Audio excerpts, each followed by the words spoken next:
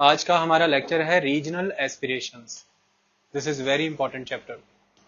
देखिए, जब हमने इस बुक की बिगिनिंग की थी तो फर्स्ट चैप्टर था जिसमें challenges of nation building topic था। देखिए, नेशन बिल्डिंग एक ओवर द नाइट प्रोसेस नहीं है कि आपने एक बार नेशन बिल्डिंग कर ली, मतलब आपने पूरी कंट्री को यूनिटी प्रोवाइड कर दी। ये पहला स्टेप, मतलब आपने नेशनल इंटीग्रेशन अचीव की, आपने सारे स्टेट्स को एक साथ जोड़ा। सेकेंड स्टेप, आपने प्रिंसली स्टेट्स को एक साथ मिलाया और भारतीय राज्यों के साथ जोड़ दिया। सो असिमिलिएशन ऑफ द प्रिंसली स्टेट्स, ये सेकेंड स्टेप था। थर्ड स्टेप, आपने जितनी भी बाउंड्रीज ब्रिटिशर्स के थ्रू डिमार्केट की गई थी उसे रीड्रॉ किया ऑन लॉजिकल लाइंस। कैसे? आपने लैंग्वेज और कल्चर के बेस पर नए स्टेट्स फिर से कार्व आउट किए और रीऑर्गेनाइजेशन ऑफ द स्टेट्स हुआ। ये पहले 10 इयर्स इस चीज में चले गए। आपको पता, और भी बहुत सारे कैओस थे उस टाइम पर। माइग्रेशन का इशू बहुत स्ट्रांग था, काफी हैवी इन्फ्लक्स था पाकिस्तान से आए हुए माइग्रेंट्स का जो इंडिया में उस समय कंसंट्रेट किए। सेकंड, एग्रीकल्चर प्रोडक्शन बहुत हैवीली सफर हुआ था ब्रिटिशर्स पीरियड में, तो एग्रीकल्चर का लैक था हमारी कंट्री में। ये सेकंड, पॉवर्टी बहुत स्ट्रांग थी उस टाइम पर, हंगर भी था, माल न्यूट्रिशन था, ये सारी चीजें एग्जिस्ट करती थी उस टाइम पर। लेकिन उसके बावजूद भी पहले 10 साल तक पॉलिटिकली तीन चीजों पर फोकस हुआ स्ट्रांगली कि नेशनल यूनिटी अचीव करनी है और वो भी विद डाइवर्सिटी। सेकंड, इस नेशनल इंटीग्रेशन के प्रोसेस में प्रिंसली स्टेट्स को साथ जोड़ना है। और तीसरा, कोई भी वो नेशन एक्चुअल में नेशन तब तक नहीं बनता जब तक लोग उसे खुद से अडॉप्ट ना करें। तो स्टेट्स लिंग्विस्टिक और कल्चरल लाइन पे रीड्रॉ होने चाहिए। ये सारी चीजें उस टाइम पर की गई। लेकिन ये बहुत बड़ी गलती होगी कि हम अगर ये एक्सपेक्ट कर लें कि उन 10 इयर्स में अचीव की गई ये नेशन बिल्डिंग प्रोग्राम जो है ये आगे आने वाले सालों में भी एज इट इज कंटिन्यू रहेगा और कोई डिस्टर्बेंस क्रिएट नहीं होगी। ऐसा नहीं। आज जब हम चैप्टर पढ़ेंगे तो आपको ऐसा लगेगा जैसे सर हिस्ट्री पढ़ा रहे हैं। लगना भी चाहिए। क्यों ऐसा लगना चाहिए? मैं आपको पढ़ा रहा हूं पॉलिटिकल साइंस और उसमें हम पढ़ रहे हैं second book, politics in India since independence, लेकिन चैप्टर्स ऐसे लगेंगे जैसे हिस्ट्री है। हिस्ट्री किस वे में कार्व आउट होती है ये उस टाइम के प्रिविलेंट पॉलिटिकल सिस्टम से पता चलता है। अगर 1952-53 में आंध्र प्रदेश रीजन में तेलुगु भाषा बोलने वाले लोगों ने आंध्र राज्य मांगा, क्योंकि भारत में डेमोक्रेटिक पॉलिटिकल सिस्टम था, तो इस मांग को कंसिडर किया और आंध्र प्रदेश बना। मैं 10 साल पीछे लेकर के जाता हूं, 1943 अगर होता तो डेमोक्रेटिक पॉलिटिकल सिस्टम नहीं है, ब्रिटिश रूल है और इस डिमांड को रूथलेसली सप्रेस कर दिया जाता। 1943 की हिस्ट्री कुछ और थी, 1953 की हिस्ट्री कुछ और थी। क्यों? दोनों सालों के अंदर पॉलिटिकल सिस्टम अलग था। 1943 का पॉलिटिकल सिस्टम डिफरेंट था, 1953 का पॉलिटिकल सिस्टम था, इसलिए हिस्ट्री भी डिफरेंट क्रिएट हुई। आप कौन सी हिस्ट्री पढ़ रहे हैं ये बेहद निर्भर करती है इस बात पर कि उस समय की राजनीतिक तंत्र क्या है, उस समय का पॉलिटिकल सिस्टम किस वे में चलता है, वो कितना रिस्पॉन्सिव है कितना नहीं। इसलिए पॉलिटिकल साइंस की बुक में यह चैप्टर आपको साउंड तो हिस्ट्री जैसा होगा, लेकिन हर बार वो हिस्ट्री उस समय की पॉलिटिक्स से बनी होगी और अल्टीमेटली उस हिस्ट्री में जो गलतियां हमें दिखी हैं, हिस्ट्री को करेक्ट करें तो ही फ्यूचर बन जाता है ना। हिस्ट्री पढ़ते ही हम इसलिए हैं, तो उन गलतियों को करेक्ट करेंगे कि हम डेमोक्रेटिक प्रिंसिपल्स में से एक्चुअल में किन प्रिंसिपल्स को लागू नहीं कर पाए, तो इन फ्यूचर हमें करना है। This is the purpose of the chapter. अब चैप्टर की शुरुआत करते हैं। देखिए, रीजनल एस्पिरेशंस चलती रही बाद में भी और डिफरेंट डिफरेंट रीजन्स माने कि डिफरेंट डिफरेंट स्टेट से आवाजें आती रही कई सारे प्रोसेस की। क्या? सबसे पहली आवाज आई कि ऑटोनॉमी प्रोवाइड की जानी चाहिए। सेकंड, सेसेशन, कि सेसेशनिस्ट टेंडेंसीज हैं, हमें अलग होना है, एक नई कंट्री हमें कार्व आउट करनी है। थर्ड, स्पेशल स्टेटस दे दिया जाए, ऑटोनॉमी का लेवल कुछ ऐसा हो कि जम्मू कश्मीर की तरह एक स्पेशल स्टेटस हमें मिले। इस तरह की सभी अलग अलग आवाजों को कैसे इंडियन पॉलिटिकल सिस्टम ने डील किया, यह पहला क्वेश्चन बनता है। रीजनलिज्म क्या अच्छा है या बुरा है, इसे पॉलिटिक्स में एक्सप्रेशन मिलना चाहिए, इस पर क्वेश्चन बनता है। किस लेवल तक रीजनलिज्म होना चाहिए, क्या हम इस लेवल को एक्सीड कर सकते हैं कि नेशनल यूनिटी ही थ्रेटेंड हो जाए। फिर नेशनल यूनिटी एक्चुअल होती क्या है, बाय फोर्स लोगों को एकजुट करके रखना या बाय चॉइस लोग एकजुट आए? फिर यहां से क्वेश्चन आएगा कि एस्पिरेशंस किस लेवल पे और किस वे में सर्व होनी चाहिए सभी की। इन सारे बुनियादी सवालों का आप जवाब दे दोगे, आपका चैप्टर प्रिपेयर हो जाएगा। और इन्हीं क्वेश्चंस को मैं करूंगा, इन्हीं के आंसर्स करेंगे केस स्टडीज के साथ। डिफरेंट डिफरेंट केसेस उठाए हैं और उन केसेस की स्टडी करेंगे हम डिफरेंट स्टेट्स को रेफर करके। ओके, देखिए, जब ये डिसाइड हुआ कि भाषा के आधार पर राज्य बनेंगे, लिंग्विस्टिक स्टेट्स बनेंगे, जिसमें और भी कई फैक्टर्स कंसिडर किए गए थे, तो उस टाइम पर अलग अलग राज्यों से मांग आई कि इस तरह से स्टेट्स बनने चाहिए। Most of the states 1950s में बना दिए गए, लेकिन आपने ये पढ़ा कि उसके बाद 1960s में, जैसे महाराष्ट्र, गुजरात, आपने पढ़ा 1972 में कैसे मेघालय, इस तरह से स्टेट्स बाद में बने हैं। 1966 में पंजाबी भाषा पे आधारित पंजाब बना। तो कुल मिलाकर के ये प्रोसेस आगे चलता ही गया और लंबा चला। क्यों हो पाया ये, एक्चुअल में क्या हो पाया, इसके लिए इंडियन अप्रोच को अंडरस्टैंड करना जरूरी है। क्या है Indian approach towards the politics? India की वो माइंड ब्लोइंग अप्रोच जिसने आज दिन तक इंडिया को बिखरने नहीं दिया। हाँ, डिस्टर्बेंसेस हैं, टर्बुलेंस है। आज भी तेलंगाना अलग हुआ रिसोर्स के नाम पे। हमने बनाया 29th स्टेट बनाया, लेकिन 29 कंट्रीज बनने से बेटर है 29 स्टेट्स बन जाए, वो ज्यादा बेटर सिचुएशन होती है। अदरवाइज हम कभी भी यूनिफाइड वे में कंसोलिडेटेड स्टेप्स नहीं ले पाते। तो अल्टीमेटली क्या स्टेप्स अपनाए गए? नेहरू और अदर पॉलिसी मेकर्स की शुरुआत से ही ये कंसेप्ट रहा था कि हमें यूनिटी अचीव करनी है, but with diversity, unity in the diversity. जब मैं बार बार नेहरू कहता हूं, देखो इतिहास कुछ ऐसा है कि चीजें कभी भी किसी के नाम पे नहीं है। कोई एक पर्सन तो किसी चीज का ओरिजिनेटर हो ही नहीं सकता ना, नॉट एट ऑल पॉसिबल। उस पर्सन का योगदान ये रहता है कि उसने इतनी सारी प्रेवलेंट चीजों में से किसी एक को एम्फेसाइज कर दिया, दैट्स इट। भक्ति सूफी मूवमेंट के समय से ही ये कंसेप्ट चल रहा था कि हमें डाइवर्सिटी में यूनिटी लानी है, और जस्ट नेहरू ने उन चीजों को ऑब्जेक्टिव रेजोल्यूशन में बता दिया, दैट्स इट। ऐसा कहें कि मतलब ये नेहरू का दिया हुआ कंसेप्ट है यूनिटी इन द डाइवर्सिटी, ठीक है, एक स्टूडेंट के तौर पे ये ठीक है, लेकिन एक रीडर के तौर पर, एक एक्टिविस्ट के तौर पर ये ग्रॉसली करेक्ट नहीं है, क्योंकि कोई भी हिस्टोरिकल पॉलिटिकल स्टेटमेंट इतनी एक्सट्रीम नहीं जाती कि ये उसी ने दिया है, ऐसा कुछ नहीं होता। तो इस वजह से लिखा जाएगा वॉज वन ऑफ द प्रपाउंडर, ऐसा वन ऑफ द प्रपाउंडर ऐसा करके, या अर्लीस्ट प्रपाउंडर या लेटर प्रपाउंडर, वो किसी एक पर्सन ने नहीं दिया होता। क्या हो गया इस यूनिटी इन डाइवर्सिटी वाली अप्रोच से? हमने कभी भी वेस्टर्न कल्चर फॉलो नहीं किया। वेस्टर्न कल्चर में, यानी कि यूरोपियन नेशन स्टेट कंसेप्ट में, रीजनलिज्म को निगेट किया जाता है। आप एक नेशन से हैं तो फिर आप एक ही नेशन से बिलोंग करते हैं, आपका कल्चर, आपका लैंग्वेज, आपका सिस्टम एक रहेगा। आप विजिट करिए यूरोपियन कंट्रीज में, और आप जाइए फ्रांस जाइए, स्पेन जाइए, जर्मनी जाइए, हंगरी जाइए, पोर्तुगीज जाइए, पुर्तगाल जाइए, आप बोलिए इंग्लिश, देखिए आपको जवाब मिलता है कि नहीं मिलता? नॉट एट ऑल, आपको जवाब नहीं मिलेगा।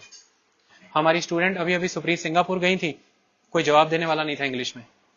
आप इंडिया में आइए, आप बोलिए इंग्लिश में, आपको सारे जवाब मिलेंगे। वाई? हम स्ट्रिंजेंट नहीं है कल्चर को लेके, हम फ्लेक्सिबल है। हम हर नई चीज का स्वागत करते हैं, हर नई चीज को एक्सेप्ट करते हैं। ये स्ट्रेंथ है हमारी कंट्री। और ये अप्रोच क्यों आई? क्योंकि हमने पहले दिन से फॉर्मूला कौन सा अपनाया है? Unity in the diversity.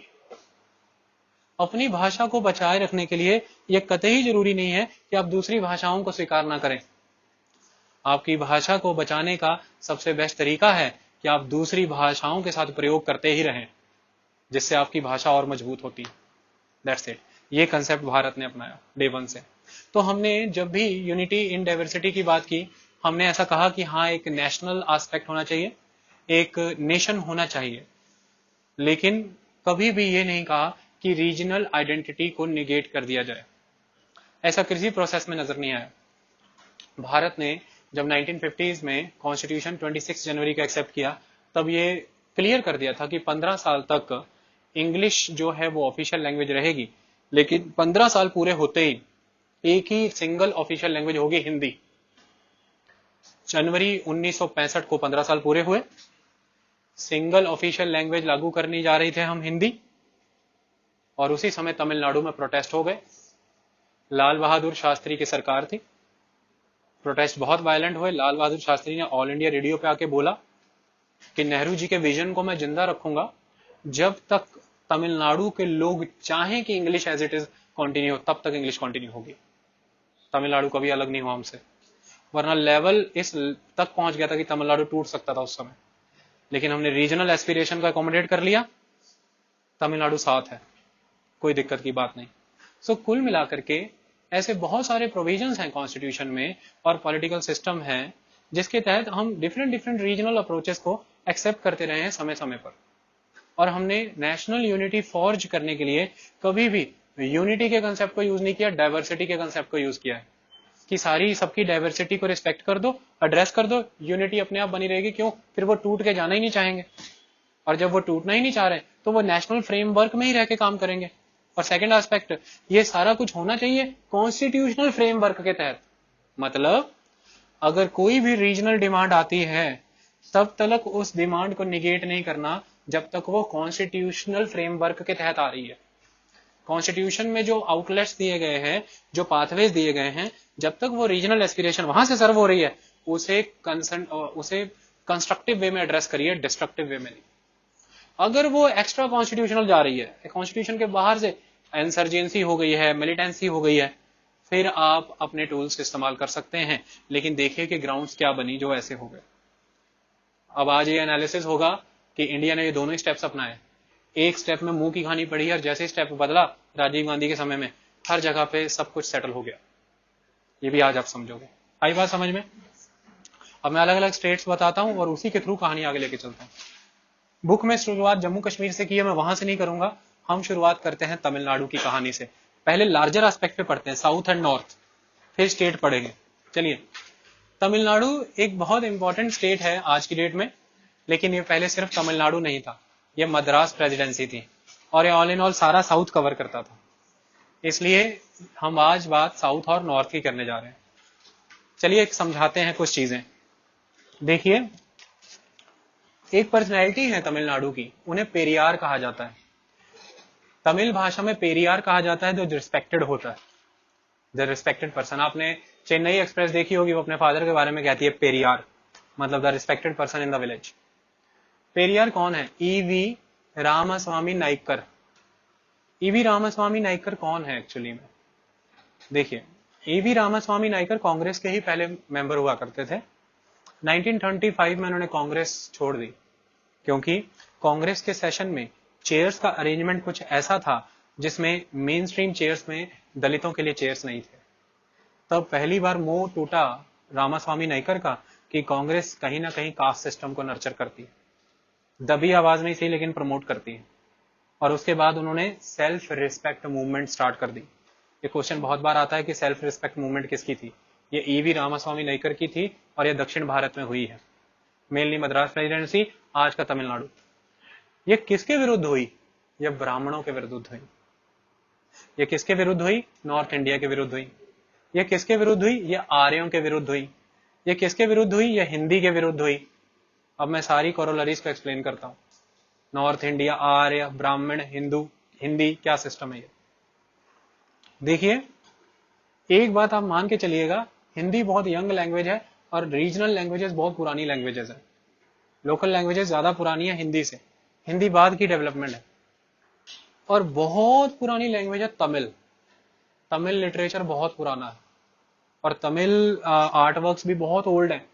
बहुत मैच्योर, बहुत नर्चर, बहुत ही डेवलप्ड लैंग्वेज है तमिल। तमिल में जो ग्रंथ हैं, तमिल की जो कहानियां, जो महाभारत और बाकी अनुवाद तमिल में है, उनका हिंदी वर्जन जो है वो इतना सुप्रीम है कि अगर वो तमिल में ओरिजिनली पढ़ लो तो उसका कोई मेल नहीं है। अब होता क्या है, सिस्टम क्या बनता है, ऐसा कहा जाता है हिस्ट्री में कि आर्य नॉर्थ वेस्ट से इंडिया एंटर हुए। नॉर्थ वेस्ट माने सेंट्रल एशिया, ये कजाकिस्तान, किर्गिस्तान, उज्बेकिस्तान, तुर्कमेनिस्तान, ये एरिया से आर्य आए। नेचुरल सी बात है यार, ये सेंट्रल एशिया जो है, ये यहाँ पर रेनफॉल नहीं होता, तो यहाँ पे ग्रासलैंड्स होते हैं। अब ग्रासलैंड्स होते हैं तो यहाँ पे लाइव स्टॉक रियरिंग ही हो सकता है, एनिमल हस्बेंड्री हो सकते हैं आप। तो यहाँ पे आपको कौन मिलेंगे? पेस्टोरलिस्ट, चरवाहे। और ये चरवाहों की क्या खासियत होती है? इनके पास जो बड़े बड़े भेड़, बकरियां और ये जो जत्थे होते हैं, ये अल्टीमेटली आपस में भिड़ते रहते हैं जब ग्रास की कमी हो जाती है एक एरिया में, और ये अक्सर एक दूसरे के साथ फाइट करते हैं। और ये सेंट्रल एशिया में जब भी फाइट्स हुई है ना, आप याद रखना पूरा वर्ल्ड इन्फ्लुएंस हुआ है, क्योंकि वहां से जो ट्राइब डिस्प्लेस होती है वो फिर अदर एरियाज में जाके एरिया एक्वायर करना चाहती है, क्योंकि पशुओं को चराना तो है, और वो अदर एरियाज इतने स्किल्ड नहीं होते लड़ने में। इनके पास घुड़सवार, तीर, कमान, ये रोज लड़ रहे हैं, वो बेचारे एग्रीकल्चर कर रहे हैं चुपचाप से, उनके पास क्या है, दाती, कस्सी। तो ये जब किसी कंट्री में एंटर होते हैं, ये उस कंट्री को रियून करके वहां सेटल हो जाते हैं। तो एक बार नहीं हुआ ऐसा, जब से इतिहास है, जब से मानवता है, तब से सेंट्रल एशिया से ट्राइब्स निकल ही रही हैं इधर उधर। तो वहां से एक ट्राइब निकली है जिसे आर्य ट्राइब कहा जाता है, the original form of the Dewas, the birth child of the gods, क्योंकि श्वेत थे, गोरे थे, और युद्ध की कला में इतने निपुण थे कि जिन जिन एरिया में गए वहां पे लोग एग्रीकल्चरिस्ट वो देख रहे थे कि ये कर क्या रहे हैं, घोड़ा दौड़ रहा है, घोड़े पे चढ़ के तीर चला रहे हैं, मतलब व्हाट इज दिस हैपनिंग, ये तो भगवान है, देव, आर्य। तो आर्य शब्द पड़ा, और यही आर्य जर्मन आर्यंस, हिटलर यही कहता था, I am the pure Aryan, यही आर्यंस इंडिया। इस तरह से ये आर्यंस इंडिया में एंटर हुए, और आने के बाद इन्होंने सबसे पहले वो जो रिवर वाला एरिया था वो एक्वायर किया, सप्त सिंधु प्रदेश, द सप्त Sindhu areas, the 7 river areas. वहां पर अब पहले से कौन रह रहे होंगे, लिटरली हड़प्पन, जो हड़प्पा सभ्यता वाले। और ऐसा कहते हैं, ये बाद में पता लगा, बता देता हूँ किसने, ईवी रामास्वामी नाइकर ने ये पता लगाया कि अगर आर्य बाहर से आए तो फिर इंडिया में जो रह रहे थे वो कौन थे, तो उसने कहा ये द्रविडियंस। ये बहुत स्ट्रॉन्ग एस्पेक्ट है, अब मूवमेंट हो जाएगी साउथ इंडिया में। अब इन्होंने द्रविडियंस को क्या किया, ऊपर से जब खुद एंटर हो रहे हैं तो नॉर्थ वेस्ट फ्रंटियर से एंटर हुए, और वहां पे जो है उनको नीचे नीचे नीचे ढकेलते जा रहे हैं। फिर विंध्या माउंटेन्स आएंगे मध्य प्रदेश में, विंध्या, और उनको ये विंध्या के पार भेज देंगे, और विंध्या से ऊपर तक का सारा नॉर्थ इंडिया आर्यों का, और विंध्या के नीचे सारा साउथ इंडिया द्रविडियंस का। ऐसे साउथ और नॉर्थ का एक डिवाइड हुआ, ऊपर आर्य, नीचे द्रविडियंस, ऊपर सिविलाइज्ड, नीचे अनसिविलाइज्ड, क्योंकि जब वो आर्य यहाँ पर आए, इंडिया ट्रॉपिकल कंट्री, यहाँ पे लोगों की स्किन ब्लैक, जब उन्होंने आकर के देखा ब्लैक लोगों को और इनका सिस्टम, क्योंकि तब तक हड़प्पा सिविलाइजेशन भी रियून हो रही थी, तब उनको लगा कि they are not developed people, backward people है, इनकी कोई अप्रोच नहीं बनती, इन्हें पता ही नहीं है किंगडम्स कैसे मेंटेन की जाती है। तो उन्होंने धकेलते धकेलते इन्हें पहुंचा दिया पीछे की, चलो तुम्हें बाद में आकर के देखेंगे, ये सिस्टम रहा। फिर इसके बाद बड़ी सारी कहानियां हैं डिफरेंट डिफरेंट, उन कहानियों में नहीं जाएंगे, लेकिन एक कहानी फिर यहां से ये बताती है कि ये आर्य ईस्ट में गए, फिर ईस्ट में बिहार तक पहुंचे हैं, और फिर धीरे धीरे साउथ जाना शुरू हुए विंध्या पार करके, और ब्राह्मणिकल ऑर्डर साउथ में भी सेटल हो गया। और ये ब्राह्मण जब साउथ में जाकर के सेटल हो गए, या तो नॉर्थ इंडियन खुद और या फिर नॉर्थ इंडियन के वंशज, उन्होंने आके नीचे शादियां की और नए ब्राह्मण पैदा हो गए, क्रॉस। तो वो ब्राह्मण जब नीचे पैदा हुए, अल्टीमेटली उन ब्राह्मणों को कौन सी लैंग्वेज, ऊपर वाली संस्कृत, संस्कृत में बहुत निपुण है, और संस्कृत का ही अंश है कहीं ना कहीं बाद में हिंदी। तो ये ब्राह्मण संस्कृत में लगे धूम मचाने वहां पर। और क्लासिकल संस्कृत ये किसी को नहीं आती, आज भी बहुत रेयरेस्ट लोगों, अगर क्लासिकल संस्कृत सुननी है तो रेयरेस्ट, ये जो मंत्र उच्चारण होते हैं ना, ये मंदिर में ऐसे ऐसे करके, ये क्लासिकल संस्कृत में होते हैं। और आज भी सबसे बड़ा आचार्य वही है, सबसे बड़ा शास्त्री वह है जो पूरी क्लासिकल संस्कृत आती है। तब तो रेयर आइटम थी क्लासिकल संस्कृत, इन्हें आती थी, ये दक्षिण चले गए और जाकर के जिन्होंने धूम मचाई उन लोगों के ऊपर, वो क्या बोल रहे हैं, तमिलियन लोकल डायलेक्ट। धीरे धीरे इन्होंने सत्ता स्थापित कर ली वहां पर जाकर के, इनकी पॉपुलेशन थोड़ी सी, लेकिन डायनेस्टीज, किंग इनकी मदद से चल रहे हैं। जो बड़े बड़े किंगडम साउथ में बन रही है, उनका जो पुरोहित है वो ब्राह्मण, और ब्राह्मण पुरोहित, संस्कृत में मंत्र उच्चारण, संस्कृत में राज्याभिषेक, ये वो सब चल रहा है। तो इन प्रीस्टों के, पुरोहितों की दिक्कत, इज्जत ही बहुत है, दीक्षित हो गए, ये सारे जितने भी हो गए, अब अल्टीमेटली ये सुप्रीम हो गए। ध्यान से सुनिए, पॉपुलेशन मुट्ठी भर, लेकिन सारी इंपॉर्टेंट पोर्टफोलियोस प्रोफाइल इनके पास, और इन्होंने साउथ इंडिया में जो जाके खुड्डे लगा दिया किनको, द्रविडियंस को, और वो अब इनके अधीन है। ये हिस्टोरिकल कंसेप्ट है कि साउथ इंडियंस को प्रॉब्लम है आर्यों से। अब आर्यों से जुड़ी हुई संस्कृत है तो साउथ इंडियन को प्रॉब्लम है संस्कृत से। अब संस्कृत का कनेक्शन हिंदी से, तो साउथ इंडियन को प्रॉब्लम है हिंदी से। और ये हिंदी नॉर्थ इंडिया वालों को की डोमिनेशन नीचे जाके स्थापित करती है, तो उन्हें आग है नॉर्थ इंडियन से, उन्हें ये कुछ भी नहीं चाहिए। वो कहते हैं सदियों से तुमने हमें एक्सप्लॉइट ही किया, हमें कुछ भी नहीं चाहिए। क्यों? वो खुद को सन ऑफ द सॉइल कहते हैं कि we are Dravidians, we are the son of the soil and you are usurpers. आप आकर के कब्जाने वाले हो, आपने हथाया हमारी जमीन को, भारत तुम्हारा नहीं है। वो लिटरली यही कहते हैं, इंडिया आपका नहीं है। अब अल्टीमेटली होता क्या है, सिस्टम समझो। ब्रिटिशर्स आए और ब्रिटिशर्स ने जो गेम खेली है ये इतनी स्मार्ट है, हर एंड पे डिवाइड एंड रूल किया है। नॉर्मल लोगों को, जो नॉर्मल रैयत है उसके खिलाफ खड़ा कर दिया, प्रिंसली स्टेट्स प्रिंसेस वो अपने साथ जोड़ लिए, जो अनएजुकेटेड है उसके खिलाफ खड़ी कर दी एजुकेटेड मिडिल क्लास, वो अपने साथ जोड़ ली, जो फार्मर है पीजेंट उसके जो पीजेंट है उसके खिलाफ बड़ा फार्मर जमींदार, और जो वर्कर है उसके खिलाफ इंडस्ट्रियलिस्ट। मतलब सारे इंपॉर्टेंट सेक्शंस अपने साथ जोड़ लिए, और इस तरह से ही इतने से ब्रिटिशर्स इतनी करोड़ों की जनसंख्या पे रूल कर पाए 200 साल तक। कैन यू इमेजिन, हमारे लोगों की मदद के बिना वो ऐसा कर सकते थे? Not at all possible. वो थे ही कितने, अगर इंडियन खड़े होकर सिर्फ निकल भी पड़े सड़क पे तो वैसे ही मर जाने थे रास्ते के नीचे आके। लेकिन इंडियन ऐसा कर नहीं सकते थे, क्योंकि इंडियंस को रोजी रोटी खाना पानी जहां से मिलता था वो तो उनके पट्टू थे, उनके साथ थे। अब हुआ क्या, ब्रिटिशर्स ने क्या किया कि तमिलनाडु का इलाका अगर हम देखें, मात्र 3% ब्राह्मण, और 3% ब्राह्मणों को ही मेजोरिटी गवर्नमेंट जॉब्स दे दी इन्होंने। उसके बाद जितनी उस समय के इंपॉर्टेंट मॉडर्न एजुकेशन प्रोफेशन थे, जैसे कि मेडिसिन, लॉयर्स, सारी उनके पास। और तीसरा 1885 में बनी कांग्रेस, कांग्रेस के भी सारी इंपॉर्टेंट लीडरशिप इन्हीं से बिलोंग करती थी। ब्राह्मण कितनी वेटेज कितनी, 3%, रेस्ट 97% पॉपुलेशन इनको देख रही है बस। गवर्नमेंट पोस्टों पे भी यही, सारे important lawyer, educationist, medicine, medical doctor सब यही, कांग्रेस के लीडर भी यही, और देश की पार्टी भी मेन कौन है, कांग्रेस।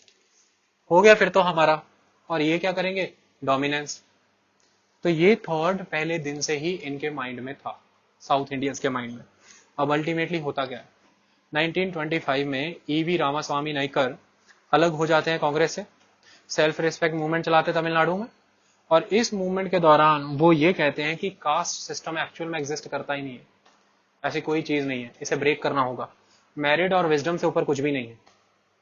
अभी कबीर जयंती आ रही है, और कबीर का भी यही कहना था कि जाति निर्धारित होनी चाहिए ज्ञान से, सामर्थ्य से, जाति वर्ण सिस्टम से नहीं आनी चाहिए। इसलिए कबीर ने अपनी मृत्यु प्राप्त की मगध में जाके, रहते वाराणसी के थे, क्योंकि मगध को भारतीय संस्कृति में ब्राह्मणिकल ऑर्डर में क्या कहा गया है कि यह नरक का द्वार है, जो मगध में मरता है वो नरक जाता है। मगध कहाँ है, गोरखपुर के जस्ट पास में एक जगह है मगध। तो मगध में डेलिबरेटली कबीर ने अपने लोग कि मैंने मगध ले चलो, मैं वहां मरूंगा, मैं नरक जाना चाहता हूँ, देखता हूँ कौन सा नरक मुझे मिलता है। सो वहीं जा रहे हैं ना हमारे नरेंद्र मोदी। पिछली बार के इलेक्शन कैंपेन शुरू किए वाराणसी के, इस बार के इलेक्शन कैंपेन मगध से, क्योंकि अब दलितों का साथ चाहिए, पिछली बार सवर्णों का साथ चाहिए था। ऐसे राजनीति इतिहास से प्रभावित होती है, बस ऐसे ही आपको पढ़ना है, आपके सारे क्वेश्चन सॉल्व हो जाएंगे। तो कुल मिलाकर के ईवी रामस्वामी नहीं करने का, ये कास्ट सिस्टम जैसी ऐसी बकवास चीजें कोई एग्जिस्ट नहीं करती हैं, और ये हेरिटेज की लड़ाई है, कल्चर की लड़ाई है, ये साउथ की नॉर्थ के खिलाफ लड़ाई है, ये रैयत की, लेमैन की, ब्राह्मणिकल ऑर्डर के अगेंस्ट लड़ाई है। सिस्टम चलता रहा किसी तरह से। 1935 में बहुत बड़ा चेंज आ जाता है। 1935 में ब्रिटिशर्स ये प्रॉमिस करते हैं इंडिया को कि गवर्नमेंट ऑफ इंडिया 1935 के अकॉर्डिंग 1937 में इलेक्शन होंगे। कहां पे, स्टेटों में। स्टेटों को हम दे देंगे क्या, ऑटोनॉमी। प्रोविंशियल इलेक्शंस होते हैं, मद्रास प्रेसिडेंसी चुनाव जीती कांग्रेस, और कौन बनते हैं वहां के पहले मुख्यमंत्री, राजाजी सी राजगोपालाचारी। अब ये राजगोपालाचारी के ब्राह्मण, कमांड किस चीज पे, संस्कृत। आजादी के पहले से ही कांग्रेस ये फोकस करती रही थी कि इंडिया में जो मेन लैंग्वेज रहेगी वो हिंदुस्तानी बच्चों तो वैसे नौटंकी से बोलते थे, हिंदू और मुस्लिम, पाकिस्तानी तब नहीं, हिंदू और मुस्लिम मिलकर कौन सी लैंग्वेज बनती है, हिंदुस्तानी। माने उर्दू और हिंदी का मिक्स। आज जो हिंदी बोलते हैं ये हिंदी थोड़ी ना है, ये तो हिंदुस्तानी भाषा है, मिक्सचर है ना। गांधी जी इसकी सपोर्ट करते थे। आज जो आप भाषा बोलते, जो मैं भाषा बोलता हूँ, इसमें मैं वक्त शब्द का इस्तेमाल करता हूँ, वक्त और जुदा जुदा, ये तो सारे उर्दू शब्द है, ये कोई हिंदी शब्द थोड़ी ना है। हिंदी तो फिर वक्त तो मैंने पहर, और फिर पता नहीं कैसे कैसे शब्द आ जाएंगे, वो तो मुझे पता भी नहीं है, उर्दू भी पूरी नहीं आती। तो हम हिंदुस्तानी वे ऑफ लाइफ जीते हैं। कांग्रेस ने बोला कि हिंदुस्तानी लैंग्वेज हमारा एजेंडा रहेगी। फिर 1928 में मोतीलाल नेहरू रिपोर्ट लेकर के आए, जिसमें ब्रिटिशर्स को बताना था कि आजाद भारत का कॉन्स्टिट्यूशन कैसा होगा। उसमें भी उन्होंने कहा कि इंडिया जब फ्री हो जाएगा तो हमारी मेन लैंग्वेज हिंदी रहेगी। माने कांग्रेस की आइडियोलॉजी पहले ही क्लियर थी कि हिंदी। और अल्टीमेटली जब सी राजगोपालाचारी मुख्यमंत्री बनते हैं तो राजगोपालाचारी जी वहां की लोकल एजुकेशन में हिंदी लैंग्वेज मैंडेटरी कर देते हैं। हिंदी लैंग्वेज जब कंपलसरी होती है वहां के स्कूलों में, रामास्वामी नायकर अपनी मूवमेंट चलाते हैं, और ये है उस समय की सबसे खतरनाक अगेंस्ट द हिंदी मूवमेंट। और इसी हिंदी मूवमेंट के अगेंस्ट वो इसे ब्राह्मणिज्म का तमिलियन के अगेंस्ट, आर्यंस का द्रविडियंस के अगेंस्ट, नॉर्थ इंडियन का साउथ इंडियन के अगेंस्ट एक दमनकारी नीति बताते हैं। और वो ये बताते हैं कि धीरे धीरे हमारा कल्चर खत्म करना चाहते हैं। स्कूल में हिंदी लैंग्वेज आज से अगर पढ़ाई जाएगी, मैंडेटरी कर दी जाएगी, हिंदी कल्चर प्रमोट कर दिया जाएगा, दैट्स इट। और इस कैंपेन को चलाने के लिए अल्टीमेटली वो एक संगठन बनाते हैं, द्रविड़ कशगम, डीके, द्रविड़ कशगम। ये इंपॉर्टेंट एस्पेक्ट है, ठीक है, मतलब द्रविड़ सुप्रीमेसी, द्रविड़ लिबरेशन कशगम, ये पार्टी है। इस दौरान एक बंदे का जन्म होता है, 29 साल का एक युवा करुणानिधि, जिसे grand old man of Tamil Nadu कहा जाता है आज। उस समय में पोस्टर लगाए जा रहे थे हिंदी के विरुद्ध कि हिंदी नहीं होनी चाहिए। अचानक से रेलगाड़ी आ रही है और रेल की पटरी है, करुणानिधि अपने दोस्तों को लेकर के पटरी पर लेट जाता है कि मैं जान दे दूंगा अगर ये नहीं हटी। और उसके बाद पुलिस उसे अरेस्ट करती है। उसके बाद जो उसकी चढ़ाई होती है दक्षिण भारत में, तब से चढ़ाई की है करुणानिधि ने, अब तक नहीं खत्म हुआ। तो करुणानिधि को यहां से माइलेज मिली है और सिस्टम यहां से चला। डन। 2 साल तक विद्रोह किया जाता है द्रविड़ कशगम की तरफ से, ईवी रामास्वामी नायकर की तरफ से। सरकार नहीं मानती। सरकार की तरफ से ऑफर क्या आता है फाइनली? सरकार ये कहती है कि ठीक है, एक तो हिंदी का पेपर नहीं लेंगे, मतलब इसमें पेपर क्लियर करना जरूरी नहीं है आपको, और दूसरा हफ्ते में कोशिश करेंगे कि 2 घंटे से ज्यादा ना पढ़ाई जाए। द्रविड़ कशगम कहती नहीं, यह मतलब ही नहीं है, चाहिए ही नहीं हमें, हिंदी की नीड ही नहीं है यहाँ पर। तमिलियन है हमारे पास, इंग्लिश है। उस समय राजगोपालाचारी ने बताया कि तुम्हें समझ नहीं आती है, नेशनल लेवल पर हमें जो भाषा जोड़ती है वो इंग्लिश है, और वो फोर्स्ड लैंग्वेज है, वो ब्रिटिशर्स की लीगेसी है। अगर हमें एक यूनिफाइड लैंग्वेज मिल जाए हिंदी, जो हमें देश लेवल पर जोड़ेगी, तुम्हें क्या दिक्कत है? तो फिर उन्होंने समझाया कि देश लेवल पे नहीं जोड़ेगी, ये सेकुलर लैंग्वेज नहीं है, ये एक खास तबके की लैंग्वेज है जो आज दिन तक एक्सप्लॉयटेशन करता है। इंग्लिश फिर भी सेकुलर लैंग्वेज है, क्योंकि इसके बाद अंग्रेज यहाँ से चले जाएंगे और ये सबकी साझी लैंग्वेज बन के रह जाएगी। उनका एजेंडा ये था। लेकिन अगर कहते हैं हिंदी अपना ली, तो हिंदी वाले तो यहीं बैठे हैं ना, वो भाषा नहीं राज करेगी हम पे, वो लोग राज करेंगे जो ये भाषा बोलती है। अंग्रेज तो गए, तो राजगोपाल यारी तुझे बताऊंगा मैं, बहुत स्मार्ट बनता। 1939 तक ये विद्रोह चलता रहा, वायलेंस होने लगी, कांग्रेस ने अपने गूज खड़े कर दिए, अपने दंगाई खड़े कर दिए, पैसे खिलाए कि जो लोग हिंदी के अगेंस्ट प्रोटेस्ट कर रहे हैं तुम उनके अगेंस्ट प्रोटेस्ट करो, दंगे होंगे, पुलिस भेजेंगे, सप्रेस कर देंगे। सिस्टम चलता रहा।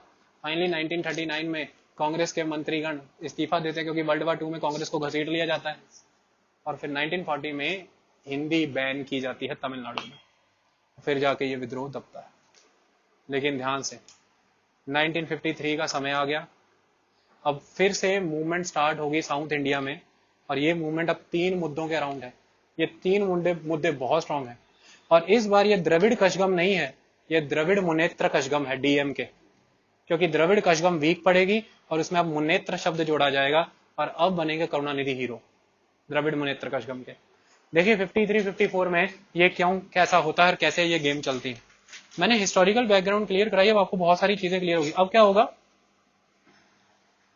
उस समय बड़े पैमाने पर नॉर्थ इंडियन बिजनेसमैन का साउथ इंडिया में बहुत सारे ऑपरेशन चल रहे थे, जैसे माइंस हैं, कोल है, आयरन एंड स्टील प्लांट्स है, सारी बहुत थी। इन्होंने क्या किया, नॉर्थ इंडियन बिजनेस घरानों के नाम पर साउथ इंडिया में, तमिलनाडु में तिरुचि नाम के इलाके के पास एक रेलवे स्टेशन आता था, कल्लीकुड़ी, इन्होंने उसका नाम बदल के रख दिया दालमियापुरम। कांग्रेस ने नाम बदल दिया दालमियापुरम, और उस समय सरकार किसकी है? कांग्रेस की। वहां के लोग एकजुट हो गए, कहते what do you mean by Dalmiapuram, ये क्या, कल्लीकुड़ी का क्या मतलब, कल्लीकुड़ी बदल के तुमने ये नाम कैसे रख दिया? फिर वही cultural aspect, linguistic aspect, regional aspect, कि हमारे कल्चर को ये 1 by 1 मारेंगे। आज दालमियापुरम, कल बिरलापुरम, फिर टाटापुरम, फिर बजाजपुरम, फिर गोदरेजपुरम, और फिर तुम ढूंढते रह जाना अपना कल्लीकुड़ी। कुल मिलाकर के लोग एक साथ हो गए, कहते हैं इनकी तो ऐसी तैसी, ये तो नहीं होगा, कल्लीकुड़ी का नाम बदलो जल्दी, ये डालमियापुरम नहीं चलेगा। ये पहली मांग। सेकंड डिमांड कि आज से ही स्कूलों में जितना भी करिकुलम है उसमें तमिल लिटरेचर मैंडेटरी करो, तमिल हिस्ट्री मैंडेटरी करो, तमिल लिटरेचर ज्यादा सुप्रीम है अदर लैंग्वेजेस से और तुम्हारी हिंदी से। और आज मैं आपको बता दूं, जब आप आईएएस की तैयारी करते हैं, एक तो हिस्ट्री एनसीईआरटी से, एक हिस्ट्री तमिलियन बुक से भी पढ़ी जाती है। आपको मैं 9th class onward history Tamil book से भी पढ़ाऊंगा, क्योंकि वो हिस्ट्री बहुत स्ट्रांग है, साउथ इंडिया की हिस्ट्री वहीं से पढ़ेंगे हम, ठीक है। तो उन्होंने बोला ये 52 की देन है, 53 में, कि ये तमिल लिटरेचर भी घुसाओ सिलेबस में। ये दूसरी मांग। तीसरी, गांधी जी ऐसा कह के गए थे कि लोगों को अगर एक्चुअल में एम्प्लॉयड बनाना है ना, तो उन्हें क्राफ्ट नॉलेज दो, क्राफ्ट एजुकेशन, माने वोकेशनल। इंडस्ट्री से जोड़ो। ये जो आज बातें हो रही है ना कोर्सेज को इंडस्ट्री से जोड़ेंगे, गांधी जी तभी कह गए थे कि इंडस्ट्री ओरिएंटेड कोर्सेज होने चाहिए। ये क्या घरों में कमरों में बैठा के बच्चों को पढ़ा रहे हो, खेतों में भी जाना सिखाओ, हाथ से काम करना, लेबर की डिग्निटी, हाथों से काम, इसका भी पता हो। तो कुल मिलाकर के क्राफ्ट एजुकेशन कांग्रेस ने चलाई वहां पे, और स्कूलों में बच्चों को क्राफ्ट एजुकेशन दी जाती थी, वो भी ब्राह्मणिकल ऑर्डर में, जैसे ब्राह्मणिकल हिस्टोरिकल कल्चर, उनके स्टैच्यू, उनकी डायनेस्टीज के लिए। तो इन्होंने कहा कि ये क्राफ्ट एजुकेशन सिस्टम बंद करो तमिलनाडु में, जो कि ब्राह्मणिकल ऑर्डर को प्रमोट करता है। ये 3 डिमांडें थी। कल्लीगुड़ी का नाम बदल के पुराना रखो, दालमियापुरम का नाम वही रखो, तमिल लिटरेचर को मैंडेटरी करो, और ये जो तुम क्राफ्ट एजुकेशन सिस्टम चला रहे हो ना ब्राह्मणिकल ऑर्डर बेस्ड, इसको बैन करो, ये नहीं चलेगा यहाँ पर। ये सिस्टम रहा, विद्रोह चल रहा है, चल ही जा रहा है। अभी अभी रिसेंट रिपोर्ट है कि इंडिया में आज दिन तक सबसे ज्यादा प्रोटेस्ट तमिलनाडु करता है, और तमिलनाडु एक ऐसा स्टेट है जो प्रोटेस्ट के मामले में सबसे दिग्गज है। अभी अभी 2017 का जल्ली कुट्टी प्रोटेस्ट सबसे इंपॉर्टेंट है, जब उनकी भैंसे को टेम करने वाली वो स्पोर्ट्स एक्टिविटी, रिचुअल एक्टिविटी बंद कराई थी गवर्नमेंट ने और कोर्ट के ऑर्डर से, तो उन्होंने जो मद्रास का यानी कि आज चेन्नई का जो बे ऑफ बंगाल के किनारे मरीना बे है, वहां पर लाखों लोग खड़े रहे थे कई दिनों तक, और पुलिस ने कई वायलेंट एक्टिविटी की, लेकिन जल्ली कुट्टी बंद नहीं हुई है। तो कुल मिलाकर के ये तमिलनाडु का इतिहास आज का नहीं है, वो पुराना है। उनकी रगों में वो खुश होते हैं, कहते हैं कितने प्रोटेस्ट हो गए गिनती में बताओ, जल्दी से जल्दी और करना है। तो अल्टीमेटली 53-54 में चलता रहा। द्रविड़ मुनेत्र कशगम हीरो बन रही है, लेकिन अभी पूरी नहीं। मुद्दा आएगा वो हिंदी वाला 1965, 26 जनवरी आ गई, 15 साल पूरे हो गए। 1963 से उन्हें घबराहट होने लगी थी, कहते 15 साल पूरे होने वाले, हिंदी ठोकेंगे अब ये पूरे देश लेवल पर एक यूनिफाइड ऑफिशियल लैंग्वेज, तो हमारा काम तो तमाम ही है। कोई बात नहीं, 1963 में इन्होंने लैंग्वेज काउंसिल बना करके रेजोल्यूशन पास कर दिया था कि हिंदी नहीं हमारे स्टेट में लागू होगी। सेंट्रल गवर्नमेंट भी लगी रहेगी, कोई बात नहीं बेटा तुम्हें बताएंगे, चिंता मत करो, तुम आने दो। 65 आया, इन्होंने हिंदी लैंग्वेज ऑफ 1963 में ऑफिशियल लैंग्वेज एक्ट आ गया था, उसके तहत हिंदी लागू कर दी इन्होंने 65 में। ले भाई प्रोटेस्ट शुरू हो गए तमिलनाडु में, उन्होंने कहा हिंदी नहीं चलेगी ऑफिशियल लैंग्वेज। उस समय दलील ये दी गई नॉर्थ इंडिया की तरफ से, लाल बहादुर शास्त्री थे और अदर कांग्रेसियन कहते सबसे ज्यादा बोले जाने वाली भाषा तो हिंदी है, तो वही नेशनल लैंग्वेज होगी। तो साउथ में एक नया हीरो क्रिएट हो गया, अन्ना दुरई, और अन्ना दुरई कह रहा है कि सबसे ज्यादा पाए जाने वाले पक्षी तो कौवे हैं, फिर कौवे को नेशनल बर्ड बना दो, ये पीकॉक को क्यों बनाया है? लाल बहादुर शास्त्री खाली ऐसे देख रहे थे, तुझे कौवा बनाऊंगा मैं। मुझे मजा आ जाता है इन बंदों की। आगे बढ़े, आगे बढ़ते हैं। नेक्स्ट 1965 में 2 इयर्स तक ये सिलसिला चलता है। तमिलनाडु में लैंग्वेज के अगेंस्ट प्रोटेस्ट होता है, कंटिन्यूसली लोग प्रोटेस्ट में आते हैं। पहले ये बहुत ही शांत होता है, लोग धरने प्रदर्शन करते हैं, डेमोन्स्ट्रेशंस करते हैं। बाद में ऐसा कहा गया है कि कांग्रेस के खुद के नेगेटिव एस्पेक्ट वहां पे इंड्यूस करने के बाद, जब वहां पे वायलेंस शुरू होती है, कांग्रेस उसे सप्रेस करती है, लोग और वायलेंट होकर के निकलते हैं, और फाइनल नतीजा ये मिलता है कि 1967 में कांग्रेस हारती है। और तमिलनाडु पहला राज्य है जहां पर फुल मेजोरिटी की नॉन कांग्रेस सरकार बनती है, आपने पढ़ा भी। और हैरानी की बात है कि कांग्रेस के प्रेसिडेंट के कामराज जैसे बंदे भी तमिलनाडु से बिलोंग करने वाले हार जाते हैं, जिन्होंने खुद उस समय का प्रधानमंत्री डिसाइड किया था, इंदिरा गांधी को। तो कुल मिलाकर के लाल बहादुर शास्त्री के रेडियो पे आके ये कह देने के बावजूद भी कि इंग्लिश जब तक तमिलनाडु के लोग चाहते हैं तब तक चलती रहेगी, लोगों को सेटिस्फेक्शन नहीं हुई। ऐसा माना गया कि नॉर्थ इंडिया एजर्ट करना चाहता है हम पर, और अब नेहरू के जाने के बाद वो सेकुलर कैरेक्टर नहीं रह गया कांग्रेस का। इसलिए लाल बहादुर शास्त्री को रेडियो पे ये कहना पड़ा कि नेहरू जी का सपना मैं जिंदा रखूंगा, क्योंकि लाल बहादुर शास्त्री थोड़ा हिंदी ओरिएंटेड पर्सनैलिटी माने जाते थे उस समय में। तो कुल मिलाकर के तमिलनाडु इस तरह से मूवमेंट्स अक्सर करता रहा है। 1967 में जब तमिलनाडु की गवर्नमेंट इंडिपेंडेंट बनी, तब से लेकर के आज दिन तक आप हैरान हो जाएंगे कि तमिलनाडु में कभी डीएमके, और फिर आगे आने वाले दिनों में डीएमके से टूट के एक पार्टी निकलेगी, एआईडीएमके, ऑल इंडिया द्रविड़ मुनेत्र कशगम। ये 2 पार्टियों के अलावा कभी किसी पार्टी की वहां सरकार नहीं बनी। ये हैरानी की बात है। आज 40 से 50 साल होने को है इस बात को। तो कुल मिला के क्यों? क्योंकि द्रविडियन कंसेप्ट वहां पे बहुत स्ट्रांग है, कल्चरली लोग बहुत आपस में स्ट्रांग जुड़े हैं, और उन्हें ऐसा लगता है कि कई समय तक नॉर्थ इंडियंस ने, आर्यंस ने उनका शोषण किया है, एक्सप्लॉयटेशन। इतने वो अपनी लैंग्वेज को लेके इतना स्ट्रिक्ट है, इतना कंसंट्रेट कर जाते हैं उस चीज के ऊपर। तो कुल मिला के ये जो रीजनल एस्पिरेशंस हैं साउथ इंडिया में तमिलनाडु की, ये हमें अलग अलग पॉइंट पर नजर आई, और हर पॉइंट पे आप देखो गवर्नमेंट ने जब पुलिस एक्शन के थ्रू सप्रेस किया है वो और वायलेंट हुई है, लेकिन जब भी उसे डेमोक्रेटिक मीन्स के तहत कंसिडर कर लिया है चीजें सेटल डाउन हो गई। दूसरा, आज वहां पर इलेक्टोरल प्रोसेसेस फुली एक्टिव हैं और उनके तहत रीजनल पार्टीज रीजनल एस्पिरेशंस को सर्व करते हुए पिछले 40 साल से वहां पर राज कर रही हैं, और तमिलनाडु एक development oriented education, health indicators, housing, sanitation और सभी चीजों में ग्रो कर रहा है। और तमिलनाडु वेरी मच पार्ट है इंटीग्रिटी का, इंटीग्रल पार्ट है इंडिया का। कभी सेसेशनिज्म की बात नहीं हुई, कभी सेसेशनिस्ट टेंडेंसी नहीं अपनाई कि भारत से अलग होना है, ऐसी बात कभी नहीं हुई। समय समय पर कन्फ्लिक्ट हुए। 2009 का सबसे इंपॉर्टेंट कन्फ्लिक्ट, जब भारत की तरफ से कोई रिस्पांस नहीं दिया श्रीलंका में तमिलियन मुद्दे से डील करने को लेकर। जब जब भारत की तरफ से, भारत के प्रधानमंत्री चाहे वो राजीव गांधी थे, जिन्होंने उस समय श्रीलंकन सरकार की हेल्प मांगने की वजह से भारतीय आर्मी वहां भेजी तमिलियन लोगों से डील करने के लिए, जब तमिलियन और सिन्नलीज के बीच में प्रॉब्लम चल रही थी श्रीलंका में, तब तमिलनाडु की पॉलिटिक्स ने सेंट्रल पॉलिटिक्स को इन्फ्लुएंस करने की कोशिश की। और 1996 से तो एक ऐसा दौर चला है कि केंद्र में सरकार चाहे जिसकी भी हो, डीएमके या एआईडीएमके की सपोर्ट रही है और इनके समर्थन से सरकारें बनती रही। मतलब एक regional issues always national sentiment से आकर के मिलता रहा है, और ये इसलिए हो पाया क्योंकि कॉन्स्टिट्यूशन इस चीज की परमिशन देता है।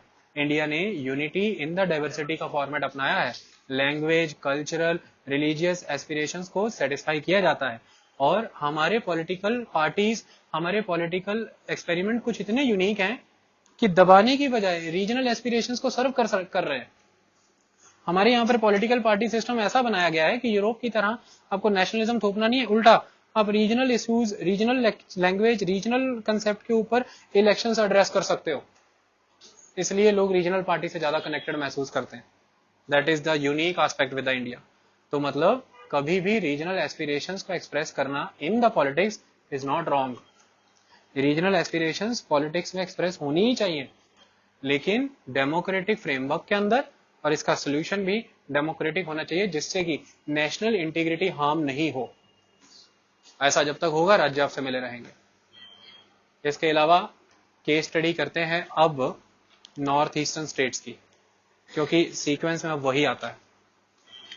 देखिए, एक बात हमेशा याद रखिएगा, हिस्ट्री में जब यूरोपियंस ने हम पर कंट्रोल किया, ब्रिटिशर्स ने, उसके बाद एक जो चीज हुई है वो ये हुई है कि जब 1900 का टाइम आया, बाल गंगाधर तिलक स्ट्रांग हुए, मोतीलाल नेहरू स्ट्रांग हुए, सी राजगोपालाचारी स्ट्रांग हुए, ईवी रामास्वामी नाइकर स्ट्रांग हुए। मतलब जब इन सभी को इंग्लिश लैंग्वेज में एजुकेशन मिल गई और इन्होंने इंग्लिश लैंग्वेज सीख ली, तो वो जो क्लासिकल संस्कृत वाले ग्रंथों पे जिस सेक्शन की मोनोपोली थी वो ब्रेक हुई। क्यों? क्योंकि बड़े पैमाने पर क्लासिकल संस्कृत वाले लिटरेचर इंग्लिश लैंग्वेज में कन्वर्ट हुए और इनको इंग्लिश आती थी। इन्होंने फटाफट इंग्लिश से अपने सारे महाभारत, पुराण, ग्रंथ सब पढ़ लिए, और वो पढ़ने के बाद इन्होंने जो नई नई इन्वेंशंस की है, तो ये वो दौर है जब ब्रिटिशर्स भारत पे राज कर रहे थे ये कह के कि तुम्हारा ड्यूटी बनती है कि तुम पे राज किया जाए। क्यों? क्योंकि तुम रेशियली इंफीरियर हो, हम रेशियली सुपीरियर है। पूछो क्यों? तो इंडियंस पूछे तो क्यों? कहते वी आर आर्यंस, और डेस्टिनी ये कहती है कि आर्यंस की ड्यूटी है कि तुम्हें रूल किया जाए। वी, हम आदित्य हैं, देवों के अंश हैं, हम तुम्हें सुप्रीम करने आए, हम तुम्हें प्योरीफाई करेंगे। तो कुल मिला के फिर ये जो इंडियन फ्रीडम फाइटर है, उनका ऐसे आर्यंस, मतलब तो इन्होंने जो भी, अब कहते हैं हम कौन है, मतलब हम भी गोरे हैं देखने में, हमारी भी लुक तो वैसी है जैसी ये आर्यंस की बता रहे हैं। अल्टीमेटली जब इन्होंने अपने माथे, नाक, गाल और अपने चेहरे को देखा तो कहते आर्यंस का ही डिस्क्रिप्शन है। इन्होंने भी रिसर्च शुरू कर दी कि पता लगाए हम कहाँ से आए। फाइनली इन्होंने पता लगा लिया कि हम भी आर्यंस है। इसलिए बाल गंगाधर तिलक ने थ्योरी दी कि आर्यन सेंट्रल एशिया से आए। इसलिए रामस्वामी नायकर ने भी आर्यंस को नॉर्थ इंडियन बोला, और फिर पता लगाया कि फिर इंडिया में जो थे वो कौन थे, तो वो द्रविडियंस थे। तो द्रविडियन थ्योरी रामस्वामी नायकर की है। तो ये 1900 से 1930 का दौर है जब फ्लूड हो गया पूरा इंडिया आर्यन थ्योरियों से, और ये सिद्ध किया गया अंग्रेजों को नीचा दिखाने के लिए कि तुम आर्यंस हो ना, तुम एक ब्रांच हो, हम भी आर्यंस है, बराबर की ब्रांच है, we both are Aryans, we both are equal, तुम रेशियली सुपीरियर नहीं हो। ये सिस्टम चलता रहा। उसमें फिर उन्होंने ग्रेड शुरू कर लिया यूरोपियंस ने।